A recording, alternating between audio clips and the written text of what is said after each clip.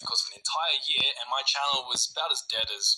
At the end of that year, I only had 150 subscribers, which was incredibly frustrating, but then something clicked, and I went from getting 15 subscribers a month to 1,500 subscribers every single month in the space of just 6 weeks. And the only difference between here and here, aside from not crying myself to sleep every night, was I started focusing 100% of my efforts on just these 6 things. And that experience taught me a really valuable lesson. Success doesn't have to do with time or effort or money or luck. It's more about where you allocate your time and resources. You want to obsessively prioritize the small handful of high leverage tasks that get you 80% of the results for 20% of the effort. And my hope is that the newly improved and updated method I want to share today will help you do that. And this might sound arrogant, but from the thousands of people I've worked with and multiple channels I've had, I've never come across a channel that's doing all 6 of these things, yet isn't getting at least a couple million views. So if you want to blow up your channel, the first step is just commit to this method. Watch this video as many times as it takes you to fully internalize all these points, and then just take action on them and ignore everything else, ignore the noise. But anyway, enough talk, let's get into this and start our breakdown on the 6th most important step. I want to teach you about the power of this number.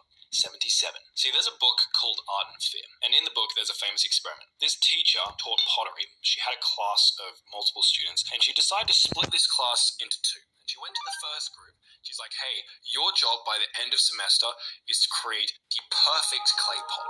Got it? And they're like, yep. And then she goes to the other group and she's like, your job is to create as many clay pots as possible by the end of semester. So they go away, there's the quality group and the quantity group. Time passes, they work on their assignments, end of semester rolls around, they submit all their work. And what's really interesting is when the teacher is reviewing all of their clay pots, she finds that the best quality clay pot actually came from the group that was tasked with creating the high quantity of clay pots. How could this happen? Well, when you think about it, it actually makes sense. The way you get better at something is by practicing. And essentially the quantity group just created so many clay pots, got so much practice in, that eventually they were creating near perfect clay pots. And I think this is such an interesting analogy to apply to so many things in life, but also YouTube. See, on YouTube, I believe that quality does beat quantity, but quality comes from quantity ultimately. The more videos you create, the more practice you get at making thumbnails, editing videos, talking to camera, and also the more opportunities you have to be discovered. And that brings us back to this number,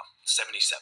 See, I did a study of over 4,470 YouTube channels with 1,000 subs. We looked at channels primarily posting long-form videos, and what I found was that on average, these channels had posted 77 long-form videos. I.e., it takes an average of 77 long-form videos to reach your first 1,000 subscribers, which is an important milestone for most people because you need at least 1,000 to get monetized. If we use both our common sense and look at the objective data here, clearly creating videos frequently is a very significant and important step to growing a new YouTube channel. And that's why it's the 6th most important step in this method. On top of helping you become a better creator though, the more videos you post, the more opportunities you have